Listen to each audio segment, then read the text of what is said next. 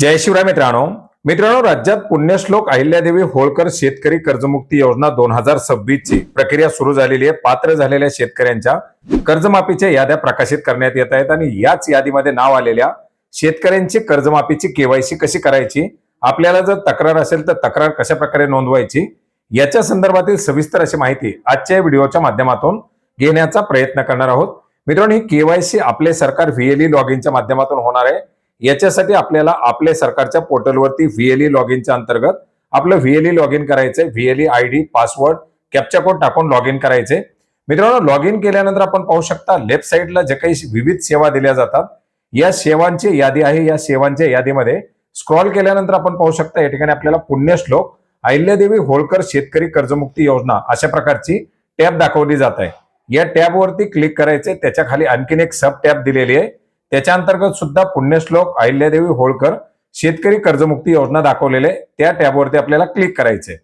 याच्यावरती क्लिक केल्यानंतर आपण जर या कर्जमाफी योजनेसाठी व्हीएलई रजिस्ट्रेशन केलेलं असेल तर आपल्याला डायरेक्टली विशिष्ट क्रमांक आणि आधार नंबर दाखवला जाणार आहे। आणि आपण जर याच्या अंतर्गत रजिस्ट्रेशन केलेलं नसेल तर आपल्याला रजिस्ट्रेशन करण्यासाठी सांगितलं जाईल, ज्याच्याबद्दल आपण यापूर्वीच एका व्हिडिओच्या माध्यमातून माहिती घेतलेली आहे। आता याच्या अंतर्गत लॉग इन केल्यानंतर आतमध्ये आल्यानंतर आपण जर पाहिलं, आपण जर रजिस्ट्रेशन केलेलं असेल तर आपल्याला डायरेक्टली सर्च टाईप विशिष्ट क्रमांक आणि आधार क्रमांक दाखवला जाणार आहे। शेतकऱ्याचा आधार क्रमांक टाकून आपण या ठिकाणी सर्च करू शकता। आपल्याला यादीमधील विशिष्ट क्रमांक मिळालेला असेल तर आपल्याला डायरेक्टली विशिष्ट क्रमांक टाकून शेतकऱ्याला सर्च करायचे।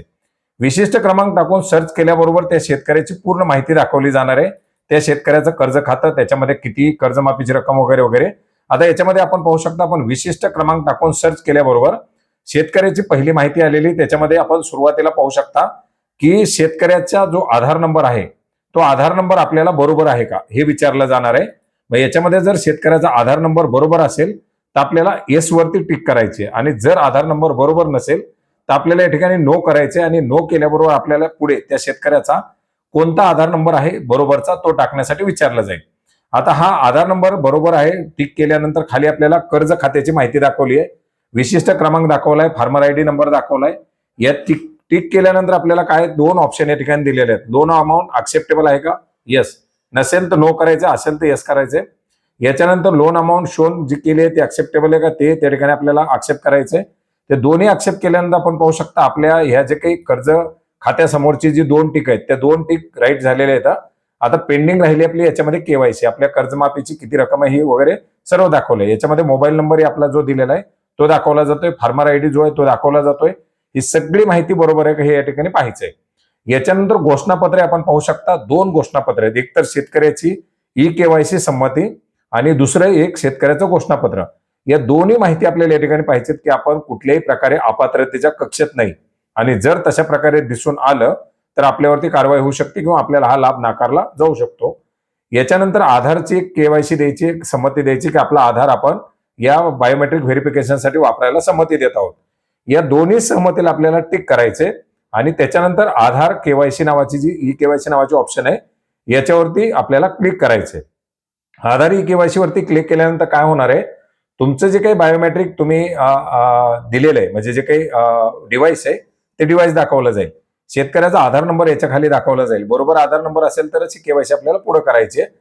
हे जे काही डिटेक्ट करेल आपलं बायोमेट्रिक डिव्हाइस असेल ते, आणि त्याच्यावरती त्या शेतकऱ्याची फिंगर घ्यायची आहे, आणि फिंगर घेऊन हे केवायसीची प्रक्रिया पूर्ण पार पाडायची। आता याच्यामध्ये जर तुम्हाला आक्षेप असेल तर या ठिकाणी तुमचं आधार नंबर चुकीचं आहे तर ते तुम्ही त्या ठिकाणी देऊ शकता, किंवा याच्यामध्ये जर कर्ज खात्याची माहिती बरोबर नसेल तर नो करून त्याच्या अंतर्गत तुम्हाला ती माहिती देता येणार आहे, ते ऑप्शन सिलेक्ट करता येणार आहे। याच्या अंतर्गत काही तक्रार असेल तर ती तक्रार तुम्हाला याच्यामध्ये बुक करता येणार आहे। नसेल तर तुमची केवायसी पूर्ण करायची, आणि केवायसी पूर्ण झाल्याबरोबर तुमची जी काही कर्जमाफीची रक्कम असेल ती रक्कम तुमच्या कर्ज खात्यामध्ये क्रेडिट केली जाणार आहे। तर मित्रांनो, अतिशय सोप्या अशा पद्धतीनं आपले सरकार लॉग इन करून आपण ही आपली कर्जमाफीची केवायसी प्रक्रिया पार पाडू शकता। मित्रांनो, अतिशय महत्त्वाचं असं अपडेट होतं, ज्याची माहिती आपल्याला नक्की उपयोग पडेल अशी आशा करतो। भेटूयात नवीन माहितीसह, नवीन अपडेटसह। धन्यवाद।